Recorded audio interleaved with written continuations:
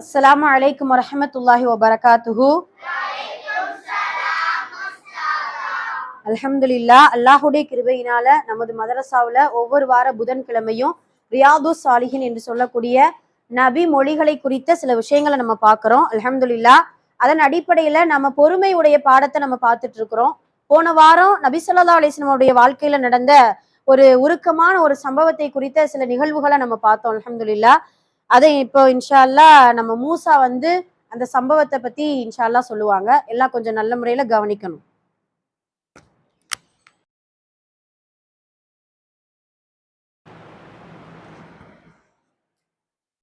நபி ஸல்லல்லாஹு அலைஹி வஸல்லம் ஜைனப் அலி அவங்க அவங்களோட குழந்தைக்கு உடம்பு சரியில்லைன்னு சொல்லும்போது இது உஸ் உசாமார் அலிகிட்ட சொல்லி நபி ஸல்லல்லாஹு அலைஹி வஸல்லம் கூட்டிட்டு வாங்கன்னு சொன்னாங்க. அப்போது நபி ஸல்லல்லாஹு அலைஹி வஸல்லம் வந்தாங்க. நபி ஸல்லல்லாஹு அலைஹி வஸல்லம் இது ஜைனப் அலியோட குழந்தைய வாங்கி மடியில் வச்சுருந்தாங்க. மடியில் வச்சுருக்கும்போது அழுதாங்க நபி ஸல்லல்லாஹு அலைஹி வஸல்லம். நபி ஸல்லல்லாஹு அலைஹி வஸல்லம் அழுகும்போது உசாமா கேட்டாங்க, நீங்கள் ஏன் நபி ஸல்லல்லாஹு அலைஹி வஸல்லம் அழுதுறீங்கன்னு கேட்டாங்க. அதுக்கு நபி ஸல்லல்லாஹு அலைஹி வஸல்லம் சொன்னாங்க, நம்ம மெதுவாக அழுதுக்கலாம், இது ஒப்பாரி வச்சு அழுகக்கூடாதுன்னு நபி ஸல்லல்லாஹு அலைஹி வஸல்லம் சொன்னாங்க. அல்ஹம்துலில்லாஹ், ரொம்ப அழகான முறையில சொன்னாங்க. மாஷா அல்லாஹ். இப்ப என்ன ரசூல் ஸல்லல்லாஹு அலைஹி வஸல்லம் அவங்க என்ன சொல்லியிருக்காங்க? எந்த இறைவன் எதை கொடுக்கிறானோ அதை எடுக்கிறதுக்கு அவன் தான் உரிமை பெற்றவன். அதனால நம்ம என்ன சோதனை வந்தாலும், யார் நம்மளை விட்டு பிரிஞ்சு போனாலும் நம்ம என்ன செய்யணும்? பொறுமை என்கின்ற பாடத்தை நம்ம கற்றுக்கிறோங்கிறதுக்காகத்தான் இந்த நிகழ்வை நம்ம இன்ஷா அல்லாஹ் படிச்சிருக்கோம். அல்ஹம்துலில்லாஹ். இன்னைக்கு அடுத்த ஹதீஸ் புக் எடுத்துக்கோங்க. பேஜ் நம்பர் 69 68 இல்ல தமிழ்ல பேஜ் நம்பர் 68 ஹதீஸ் 30வது ஹதீஸ் எடுத்துக்கோங்க. ஹதீஸ் 30வது ஹதீஸ்.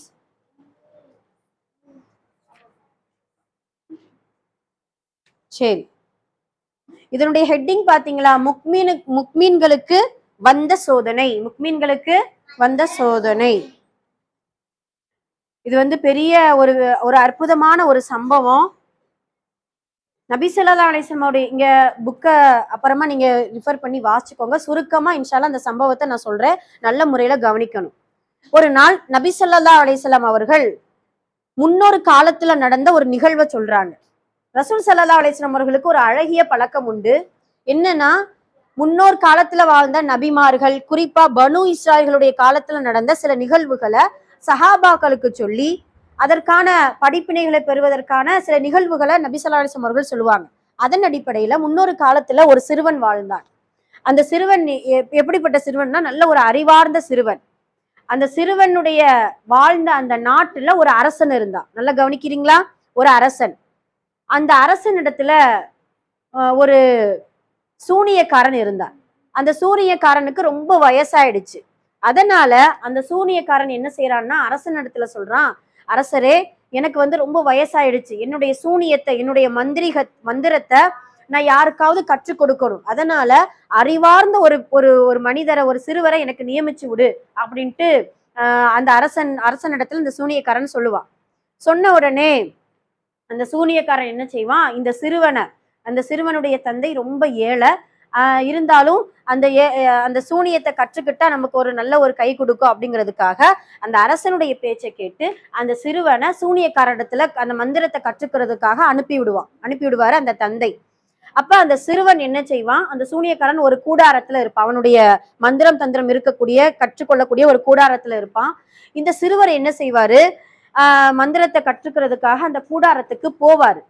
போகிற வழியில ஒரு அறிஞருடைய பேச்சை ஒரு அறிஞர் அந்த தெருவுல பேசி கொண்டு இருப்பார், மத போதனையை செய்து கொண்டு இருப்பார். புரியுதுங்களா? அது எப்படின்ட்டு ஒரு நல்ல ஒரு ஸ்பீச் கொடுத்துட்டு இருப்பாரு. அப்ப அந்த சிறுவன் என்ன செய்வான்? மந்திரம் கத்துக்கிறதுக்கு போகக்கூடிய அந்த கூடாரத்தை மறந்து, அந்த மந்திரவாதியை மறந்து, இப்படி ஒரு அழகா பேசுறாரே அப்படின்னு சொல்லிட்டு அந்த அறிஞருடைய பேச்சை கேட்டுக்கிட்டே இருப்பாரு. அப்ப அந்த சிறுவன் டைம் ஆயிடும், ஐயோ டைம் ஆயிடுச்சு, இப்ப மந்திரவாதிட்ட போனோம்னா ஏன் லேட்டா வந்தேன்னு திட்டுவாரு. அதே இது நம்ம வீட்டுக்கு மந்திரவாதிகிட்ட போயிட்டு மந்திரத்தை கத்துட்டு நம்ம வீட்டுக்கு போனா நம்மளுடைய தந்தை ஏன் லேட்டா வந்தேன்னு திட்டுவாங்க, நம்ம என்ன செய்ய அப்படின்னு சொல்லிட்டு இவர் யோசிக்கிறாரு. ஒரு நாள் அல்ல, 2 நாள் அல்ல, தொடர்ந்து இப்படியே போகிற வழியில அந்த அறிஞருடைய பேச்சை கேட்டு அந்த பேச்சிலேயே அப்படியே என்ன பேசுறாரு அப்படியே அதை கேட்டுக்கிட்டே இருந்ததுனால இந்த மந்திரத்தை கத்துக்கிறதுல அவர் அந்த அளவுக்கு இன்ட்ரெஸ்ட் இல்லை அந்த சிறுவனுக்கு. அப்ப அந்த அறிஞர் இடத்துல போய் அந்த சிறுவன் சொல்லுவாராம், அறிஞரே உங்களுடைய பேச்சு எனக்கு ரொம்ப பிடிச்சுக்கிருச்சு. அந்த அறிஞர் எப்படிப்பட்ட அறிஞர்னா இஸ்லாமிய மார்க்கத்தை சொல்லக்கூடியவர். ஒரே ஒரு இறைவனைத்தான் நம்ம வணங்கணும், இறைவன் மீதுதான் முழு நம்பிக்கை வைக்கணும், என்ன நடந்தாலும் இந்த உலகத்துல என்ன நடந்தாலும் அவனுடைய நாட்டத்தின் அடிப்படையில தான் நடக்கும் அப்படின்னு சொல்லிட்டு நிறைய விஷயங்களை அந்த அறிஞர் சொல்லிட்டு இருப்பாரு. அதனால இந்த சிறுவனுக்கு ரொம்ப பிடிச்சு போயிடும். அந்த அறிஞர் இடத்துல இந்த சிறுவன் போய் கேட்கிறாரு, எனக்கு உங்களுடைய மார்க்கம், உங்களுடைய பேச்சு, உங்களுடைய தெளிவு தான் எனக்கு ரொம்ப பிடிச்சிருக்கு. எனக்கு மந்திரம் தந்திரம் கத்துக்கிறதுல எந்த ஒரு இன்ட்ரெஸ்டும் எனக்கு கிடையாது. ஆனா அந்த மந்திரவாதிகிட்ட போனோம்னா ஏன் லேட்டா வந்தேன்னு என்ன திட்டுவாரு, நான் வீட்டுக்கு லேட்டா போனா ஏன் லேட்டா வந்தேன்னு என்னுடைய தந்தையும் திட்டுவாரு, நான் என்ன செய்ய அப்படின்னு சொல்லும் பொழுது அந்த அறிஞர் சொல்லி கொடுப்பாரு, நீ மந்திரவாதிகிட்ட போகும் பொழுது நீ இப்படி சொல்லிடு, என்னுடைய வீட்டுல என்னுடைய தந்தை லேட் ஆக்கிட்டாரு, அதனால நான் என்ன செஞ்சுட்டேன், தாமதமா வந்துட்டேன், நீ சொல்லிடு. அதே உன்னுடைய தந்தை ஏன் தாமதமா வந்தேன்னு கேட்டா, அதோ அந்த மந்திரவாதி கத்துக் கொடுக்குறேங்கிற பேர்ல என்னை லேட் ஆக்கிட்டாரு, அதனால நான் என்ன செஞ்சேன், தாமதமா வந்துட்டேன் அப்படின்ட்டு நீ சொல்லிடு அப்படின்னு சொல்லி ப்ராப்ளத்தை சால்வ் பண்ணிடுவார். புரியுதுங்களா? அப்ப சால்வ் பண்ண உடனே நாட்கள் ஆகுது. அந்த அறிஞருடைய பேச்சுல இவர் ரொம்ப அப்படியே அந்த சிறுவர் நிறைய உள்வாங்கிக்கிறாரு. அவர் நம்புறாரு, ஒரே ஒரு இறைவன் தான் இந்த உலகத்துல இருக்க முடியும், அவனைத்தான் நம்ம வணங்கணும், அவன் மூலமா தான் இந்த உலகமே சுழலுது அப்படிங்கிறத அந்த சிறுவர் நம்பிடுவார். அப்ப நம்பின உடனே ஒரு நாள் அது உண்மையா, அந்த மந்திரம் உண்மையா இல்ல இந்த அறிஞர் சொல்வது உண்மையா அப்படிங்கிறதுக்காக அந்த சிறுவன் ஒரு சோதனை செய்வார். என்ன சோதனைனா, அந்த நாட்டுக்குள்ள ஒரு மிருகம் எல்லாரையும் தொந்தரவுப்படுத்திக்கிட்டே இருக்கும். அந்த நாட்டுக்குள்ள ஒரு மிருகம் மக்களை தொந்தரவுப்படுத்திக்கிட்டே இருக்கும். கீழே இருக்க ஒரு குட்டி கல்லை எடுத்து இப்படி சொல்லுவாரு, அந்த மந்திரவாதி சொல்றது உண்மையா இருந்தா இந்த கல்லை கொண்டு நான் எறிவேன், அந்த மிருகம் இந்த மக்களை தொந்தரவுப்படுத்துறதுல இருந்து ஓடி போயிடும். சரி வாங்க சொல்றாங்க, ஒரு 5 நிமிடம். சரி அல்ஹம்துலில்லாஹ். அதனால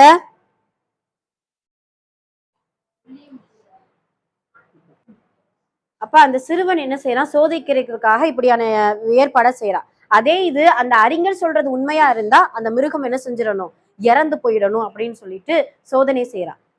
கல்லை எடுத்து அந்த அறிஞர் சொல்வது உண்மையாக இருந்தால் இந்த மிருகத்தினுடைய அந்த தீமையை விட்டு அல்லாஹ் நம்மை பாதுகாப்பானாக அப்படின்னு சொல்லிட்டு கல்லை கொண்டு எறிகிறான். அந்த மிருகம் இறந்தே போயிடுது.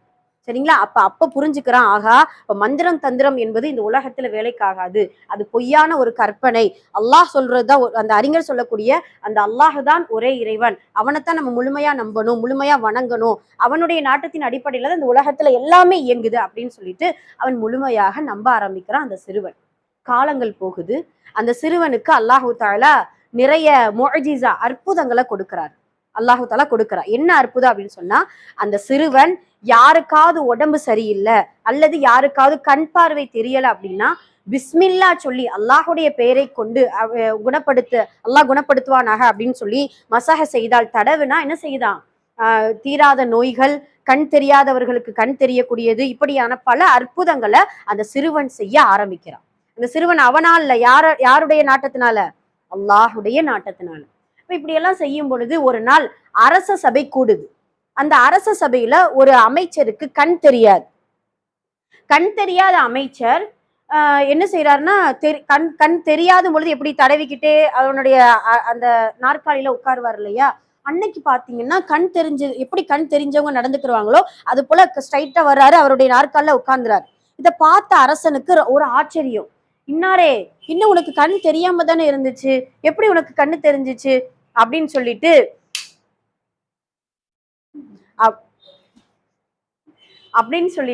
அந்த அரசருக்கு ஒரே ஆச்சரியம். அப்ப அந்த அமைச்சர் சொல்வாராம், ஒரு சிறுவன் இருக்கிறான், அந்த சிறுவன் ஒரு மார்க்கத்தை சொல்லி கொடுக்கிறான், ஒரே இறைவனை வணங்கணும், அந்த இறைவன் தான், அந்த இறைவனுடைய நாட்டத்தின் காரணமாகத்தான் எனக்கு கண் தெரிஞ்சிச்சு அப்படின்னு சொன்ன உடனே அந்த அரசருக்கு தூக்கி வாரி போடுது. அது என்ன, இறைவனா, கடவுளா, நான் தானே உங்களுக்கு ரிசுக்கு கொடுக்குறேன், நான் தானே இந்த நாட்டு மக்களை பாதுகாக்கிறேன், அது எப்படி என்ன மீறி ஒரு கடவுளா ஆக முடியும், யார் அந்த சிறுவன், அழைச்சிட்டு வாங்க அப்படின்னு சொல்லிட்டு அந்த சிறுவன் என்ன செஞ்சுட்டான், அழைச்சிட்டு வந்த உடனே அந்த சிறுவனுக்கு யார் கற்றுக் கொடுத்தா? அந்த சிறுவன் இடத்துல கேட்கும், உனக்கு யார் இந்த விஷயத்தெல்லாம் சொல்லி கொடுத்தது? இது என்ன ஒரு இறை கொள்கை அப்படின்னு சொல்லும் பொழுது அந்த சிறுவனுக்கு யார் கற்றுக் கொடுத்தா? அறிஞர். அந்த அறிஞரை கூட்டிட்டு வந்துடுறாங்க. அப்ப அறிஞர், அமைச்சர், சிறுவன். முதல்ல அந்த அறிஞர் இடத்துல அந்த அரசன் சொல்றான், நீ உன்னுடைய மார்க்கத்தை விட்டுட்டு என்ன இறைவனாக ஏற்றுக்கொண்டால் நீ தப்பிச்சிடுவ, நீ என்ன செய்ய போற அப்படின்னு சொல்லும் பொழுது அந்த அறிஞர் சொல்வாரு, நான் உன்னை நான் இறைவனா ஏற்றுக்கிறவே மாட்டேன், ஒரே இறைவன் அந்த அல்லாஹ் தான் என்று சொன்ன உடனே நீங்க கற்பனை செஞ்சு பாருங்க, இந்த உலகத்துல சின்ன சின்ன ஒரு சோதனைகளுக்கு நம்ம துவண்டு போயிடுறோம். என்னடா யா அல்லாஹ், எனக்கு ஏன் இப்படி கஷ்டத்தை கொடுத்த, நான் என்ன பாவம் செஞ்சேன் அப்படின்னு சொல்லி நம்ம துவண்டு போறோம் இல்லையா? ஆனால் இந்த மார்க்கத்திற்காக இஸ்லாமிய மார்க்கத்தை ரொம்ப ஈஸியா நமக்கு கையில கொடுத்துட்டா அல்லாஹ். ஏன்? நம்மளுடைய மூதாதையர்கள், நம்மளுடைய தாய் தந்தை எல்லாருமே இஸ்லாம் மார்க்கத்துல இருக்கிறதுனால நம்ம ரேசா கிடைச்சு போயிடுச்சு. அந்த இஸ்லாமிய மார்க்கம் வந்ததற்கு பின்னாடி இப்படியான சரித்திர வரலாறுகள் இருக்குது. இப்ப அந்த அறிஞர் சொன்னதின் காரணமாக ரம்பத்தை அவருடைய தலையின் மீது வைத்து 2ஆக வெட்டி எரிந்து விட்டான் அந்த கொடுங்கோல் அரசன். எதனால? மார்க்கத்துக்காக. இன்னொரு ஒரு சட்டத்தை நான் உங்களுக்கு சொல்லி கொடுக்கிறேன். அப்படி உயிர் பயம் வரும் பொழுது உள்ளத்தால் அல்ல, நாவினால் நான் என்ன சிற்கான வார்த்தையை சொல்லலாம். உதாரணமா பயத்தின் காரணமா, அதாவது நம்மளை கொல்றதுக்காக அந்த எதிரிப்படையினர் வர்றான், நம்மளுடைய கழுத்துல கத்தி வைக்கிறான், நீ களிமாவில இருந்து நீ விலகிக்கோ, என்னத்தான் வணங்கணும் இல்ல சிலையத்தான் வணங்கணும்னு சொன்னா உள்ளத்தின் அளவுல நாளவுல சரி நான் சிலைய வணங்கிக்கிறேன் அப்படின்னு சொல்றதுக்கு சாய்ஸ் இருக்கு இஸ்லாமிய சட்டத்துல. ஆனால் அந்த அறிஞர் அதை கூட சொல்லல, அல்லாவுக்காக உயிரை விடுவதற்கு நான் தயார் அப்படின்னு சொல்லிட்டு 2 துண்டாக அவருடைய உடம்பு வெட்டி தூக்கி எறியப்படுகிறது. இதை பார்த்து நாம இப்படி யாராவது நம்ம முன்னாடி இப்படி ஒரு கொலை நடந்துருச்சு, அதுக்கு பின்னாடி நாம என்ன செய்வோம்? சரி நான் அரசரை உங்களை வணங்கிருவோம் அப்படின்னு தான் நம்ம சொல்றதுக்கு வாய் வரும். ஆனா நம்மளோட ஈமான் பலகீனமானது. இதை பார்த்த அமைச்சர் இடத்துல அந்த அரசன் கேட்கிறான், இப்ப நீ சொல்லு, என்ன கடவுளா ஏத்துக்கிறியா, அந்த அல்லாஹ்வை ஏத்துக்கிறியா அப்படின்னு சொன்ன உடனே அந்த அமைச்சர் என்ன சொல்லியிருப்பான்னு நினைக்கிறீங்க? அல்லாஹ்வைத்தான் நான் ஏத்துக்கிறேன். அதே போலத்தான் அவருடைய கழுத்தை 2 துண்டாக என்ன செஞ்சிடறான்? அந்த அரசன் வெட்டிடுறான். அந்த பச்சில சிறுவன், 8 வயசு 10 வயசு சிறுவனுப்பா. அந்த சிறுவனுடைய ஈமான பாருங்க, சுப்ஹானல்லாஹ். அந்த ஈமானுக்கு அல்லாஹுடைய உதவியை பாருங்க. அப்ப அந்த சிறுவனை என்ன செய்யறான்? சில பணியாட்களை கூட்டிட்டு வந்து இவனை போய் மலையில இருந்து என்ன செஞ்சிருங்க, உருட்டி விட்டுருங்க, அந்த மலையில இருந்து தூக்கி எரிஞ்சிருங்க அப்படின்னு சொல்லிட்டு மலைக்கு, அவ்வளவு உயரமான மலைக்கு போறான். போகும் பொழுது அந்த சிறுவன் அல்லாஹ்விடத்துல துவா செய்யறான், யா அல்லாஹ், உன்னை நான் இறைவனா ஏற்றுக்கிட்டேன், உன்னை ஏற்றுக்கொண்டதின் காரணமாக எனக்கு இப்படியான சோதனை, இந்த சோதனையில இருந்து என்னை நீ காப்பாத்து. துவா செய்யறான், முழுக்க தவக்குலோடு இறை நம்பிக்கையோடு துவா செய்யறான். அந்த மலை குலுங்க ஆரம்பிக்குது, பணியாட்கள் எல்லாம் உருண்டு கீழே விழுந்துடுறாங்க. அந்த சிறுவன் மட்டும் வீட்டுக்கு போகல. எங்க போனான்னு தெரியுமா? மறுபடியும் அந்த மாவீர சிறுவன் அரச சபைக்கு வர்றான். இதோ பார், என்னுடைய இறைவன் என்னை எப்படி காப்பாத்திட்டான் பாத்தியா? அப்படியா? சில பணியாட்கள் வாங்க, இவனை கடலுக்கு நடுவுல கொண்டு போய் அந்த கடலுக்குள்ள தூக்கி எரிஞ்சிருங்க அப்படின்னு சொல்லி கடலுக்கு நடுவுல கொண்டு போறாங்க. கொண்டு போனா அல்லாஹ்விடத்துல அந்த சிறுவன் மீண்டும் துவா செய்யறான். அந்த துவாவின் வெளிப்பாடாக அல்லாஹுடைய உதவி, அந்த கடல்ல இருக்கக்கூடிய கப்பல் பழுதுபடுது, ஓட்ட விழுகுது. அந்த பணியாட்கள் எல்லாம் அந்த கப்பல்ல மூழ்கிடுறாங்க. அந்த கப்பல்ல இருக்கக்கூடிய ஒரு பலகையை பிடித்து கொண்டு மீண்டும் நீந்தி வந்து அந்த சிறுவன் எங்க போயிட்டான்? மறுபடியும் அரச சபைக்கு போறான். சுப்ஹானல்லாஹ். அப்ப அந்த அரசன் இப்படி நினைக்கிற, ஆகா இந்த சிறுவனை கொல்ல முடியலையே அப்படின்னு சொல்லும் பொழுது அந்த சிறுவனே ஒரு ஐடியா கொடுக்குறான்ப்பா. என்ன நீங்க கொல்லணுமா? நான் சொல்ற மாதிரி நீ செய்யி, என்னை நீ என்ன செஞ்சிடலாம், கொன்னுடலாம். ஏன், எதுக்காக இந்த சிறுவனை கொல்றதுக்கு இவ்வளவு பெரிய ஒரு இதுவா அப்படின்னு சொல்லும் பொழுது அந்த அரசனுக்கு அந்த சிறுவன் ஸ்பிரிட் பண்றதுல என்னது? இஸ்லாமிய கொள்கை, ஓரிரை கொள்கை. இப்படி ஒரு நாளைக்கு 3 பேர் இஸ்லாம் மார்க்கத்தை எடுத்துக்கிட்டாங்க அப்படின்னா அந்த உலகம் ஊரே இஸ்லாம் மார்க்கத்தை ஏத்துக்கிறோமே, நம்மள யார் மதிக்கிறதுக்கு ஆள் இல்லையே அப்படின்னு சொல்லிட்டு அந்த சிறுவனை கொலை செய்யறதுக்கு அவனிடத்திலேயே ஐடியா கேட்கிறாரு அரசர். அப்ப அந்த சிறுவன் சொல்றான், ஊர் மக்களை எல்லாம் கூட்டி ஒரு இடத்துல ஒரு மைதானத்துல நிப்பாட்டிக்கும், ஒரு பேரித்த மரத்துல என்ன நீ கட்டிட்டு ஒரு அம்பை எடுத்து என்னுடைய நெற்றியில குறிபார்த்து இந்த சிறுவனின் இறைவனின் பெயரை கொண்டு அம்பெய்கிறேன். வார்த்தை கவனிச்சிங்களா? இந்த சிறுவருடைய இறைவனின் பெயரை கொண்டு யாருக்கு முன்னாடி சொல்லணும்? அந்த மக்களுக்கு முன்னாடி. அப்ப அந்த மக்கள் என்ன நினைப்பாங்க? ஆகா, அரசன் கடவுள் அல்ல போல, இந்த அரசனுக்கு மேல ஒரு அரசன், ஒரு பேரரசன் இருக்கிறான், அவன் தான் கடவுள் போல அப்படின்னு நினைப்பாங்கல்ல. அந்த சிறுவனுடைய புத்தியுடைய அறிவு, அந்த அறிவுடைய வார்த்தைகளை பாருங்க, சுப்ஹானல்லாஹ். அப்ப ஊரையே அந்த அந்த நாட்டு மக்களையே அந்த அரசன் கூட்டுறான். அவனுடைய ஒரே எய்ம் என்ன? இந்த சிறுவனை கொல்லணும். அந்த முட்டாள் அரசனுக்கு தெரியல, அந்த வார்த்தையை சொன்னா மக்கள் எல்லாம் அந்த அல்லாஹுவத்தான் ஈமான் கொள்வாங்க, நம்மளை மறுப்பாங்கிறது அந்த முட்டாள் அரசனுக்கு தெரியல.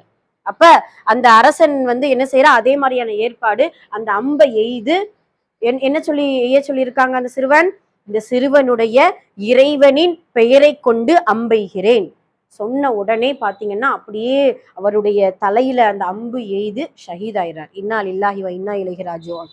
அது மட்டுமல்ல, அந்த சிறுவனுடைய ஒரு உயிருக்கு எத்தனை பேர் ஈமான் கொண்டாங்க தெரியுமா? அந்த நாட்டு மக்கள் எல்லாம் சுப்ஹானல்லாஹ், அப்ப அல்லாஹ் ஒருவன் தான் இருக்கிறான் போலயே, அப்ப இந்த சிறுவனுடைய ஓரிரை கொள்கை அதுதான் உண்மை போலயே அப்படின்னு சொல்லிட்டு எல்லா நாட்டு மக்களும் சொல்ல ஆரம்பிச்சாங்க, அரசனே நீ கடவுள் அல்ல, நீ எதை கொண்டு யாருடைய பெயரை கொண்டு அம்பெய்தாயோ அவன்தான் ஒரே இறைவன், அவனைத்தான் நாங்க வணங்குவோம் அப்படின்னு சொன்ன உடனே அந்த முட்டாள் அரசன் தோற்று விட்டான். அப்ப அந்த அரசன் சொல்வானா, எப்படின்னு பாருங்க, அல்லாஹ் அந்த முக்மீன்களுக்கு வந்த சோதனைகளை பாருங்க, அந்த சோதனையுடைய பொறுமையை பாருங்க. ஒரு பெரிய நெருப்பு குண்டத்தை தோண்டி அந்த நெருப்புகளை பயங்கரமா அந்த நெருப்பை மூட்டி ஒவ்வொரு அந்த நாட்டு மக்கள்ல ஒவ்வொருவரையும் தூக்கி போடுறான் அந்த அரசன். என்ன ஈமான் கொள்வியா, என்ன நீ கடவுளா ஏத்துக்கிறியா, அல்ல அந்த அல்லாஹ் ஏத்துக்கிறியா? அந்த நாட்டு மக்கள் எல்லாருமே இறைவன் ஒருவனைத்தான் ஏத்துக்கிட்டாங்க. சுப்ஹானல்லாஹ். இப்ப அந்த ஒவ்வொரு ஆளையா தூக்கி தூக்கி தூக்கி அந்த அந்த நெருப்பு குண்டத்துல போட போட போட கடைசியாக ஒரு பச்சிலம் குழந்தைய கையில வச்சுக்கிட்டு ஒரு தாய் நிக்கிறா. சுப்ஹானல்லாஹ். அந்த பச்சிலம் குழந்தை என்ன பாவம் செஞ்சுச்சுப்பா? அப்ப அந்த பச்சிலம் குழந்தைய நின்று தயங்கி கொண்டு இருக்கிறான். நம்ம விழுகலாமா, இல்ல அல்லாஹுக்காக இந்த பச்சிலம் குழந்தை என்ன பாவம் செஞ்சுச்சு அப்படின்னு தயங்கி கொண்டிருக்கும் பொழுதுதான் அல்லாஹுடைய முஅ்ஜிஸா, அல்லாஹ் அந்த குழந்தையை பேச வைத்தான். தாயே, நீங்க என்ன செய்யுங்க, அந்த நெருப்பு குண்டத்துக்குள்ள விழுகுங்க, நீங்க விழுகக்கூடிய இடம் சொர்க்கம், அது நெருப்பு அல்ல, சொர்க்கம். சுப்ஹானல்லாஹ். அப்ப அந்த தாய் அந்த பச்சிலம் குழந்தை சொன்ன உடனே அந்த குழந்தையோட அந்த தாய் என்ன செய்யறா, நெருப்புக்குள்ள குதிக்கிறாப்பா. சுப்ஹானல்லாஹ். குரான்ல இந்த வசனத்துல இந்த வரலாறையும் குரான்ல அல்லாஹு தாலா சொல்லி காட்டுவா, கிடங்கு வாசிகள் அப்படின்னு சொல்லி காட்டுவான். அந்த அளவிற்கு இப்ப இப்ப இப்ப இதெல்லாம் யோசிச்சு பார்த்தோம்னா, ஒரு நாட்டுல இருக்கக்கூடிய மக்கள், அந்த சிறுவன், அந்த அமைச்சர், அந்த அறிஞர் யாருக்காக உயிரை விட்டுருக்காங்க? இஸ்லாமிய மார்க்கத்துக்காக, அல்லாஹ்வுக்காக உயிரை விட்டுருக்காங்கப்பா. சுப்ஹானல்லாஹ். அந்த நேரத்துலதான் எல்லாருக்குமான ஒரே படிப்பினை பொறுமை. இந்த பொறுமையுடைய பாடத்தை தான் நம்ம படிச்சுட்டு இருக்கோம். இன்ஷா அல்லாஹ் இந்த ஹிஸ்டரியை நம்ம கேட்டுட்டோம். இன்ஷா அல்லாஹ் அல்லாஹ்வுக்காக அந்த சோதனையின் போது நம்ம பொறுமையா இருக்கணும். எல்லாத்தையும் கொண்டு சோதிப்பா. அல்லாஹ் குர்ஆன்ல சொல்லிட்டாலே, வல நபுலுவன்னக்கும் மினல் ஹௌஃபி வல் ஜூஇ வ நக்ஸி மின் அம்வாலி வல் அன்ஃபுஸி வஸ்ஸமராத். நான் கண்டிப்பா உங்களை நான் சோதித்தே ஆகுவேன், அல்லாவே சொல்லிட்டான். அதனால உங்களுக்கான கஷ்டங்கள், கவலைகள், சோதனைகள் வரும் பொழுது இந்த ஹிஸ்டரியெல்லாம் நம்ம யோசிச்சு பார்க்கணும். இஸ்லாமிய மார்க்கத்துக்கு உயிரையே கொடுக்கும் பொழுது நம்ம ஒரு நேரத்தை கொடுக்க வேண்டாம்? கொடுக்கறதுக்கு என்ன இருக்குது? அல்லாஹ்வுக்காக நேரத்தை அர்ப்பணிக்கணும். நம்மளுடைய பொருளாதாரத்தை கொஞ்சம் கொஞ்சமா அர்ப்பணிக்க பார்க்கணும். இன்ஷா அல்லாஹ். அதனால எல்லாம் வல்ல அல்லாஹ் இந்த வரலாற்றை கேட்டு படிப்பினை பெறக்கூடிய மக்களாக நம் அனைவரையும் ஆக்கி அருள் புரிவானாக. எந்த சோதனை வந்தாலும் ஈமானோடும் பொறுமையோடும் நம் அனைவரையும் அல்லாஹு தாலா ஆக்கி அருள் புரிவானாக. ஆமீன். ஹைர். அல்ஹம்துலில்லாஹ். இன்ஷா அல்லாஹ் அடுத்த வாரம் இந்த சம்பவத்தை நம்ம கேட்போம். அதனால எல்லாருமே நல்ல ஒரு காட்ட அந்த ரியாது சாலிகளை எடுத்து நல்லா ரீகால் பண்ணி பாருங்க இன்ஷா அல்லாஹ். ஓகேவா? சரி, அல்ஹம்துலில்லாஹ். ஜஸாக்குமுல்லாஹ் ஹைரன் கஸீரா. அஸ்ஸலாமு அலைக்கும் வரஹ்மத்துல்லாஹி வபரகாத்துஹு.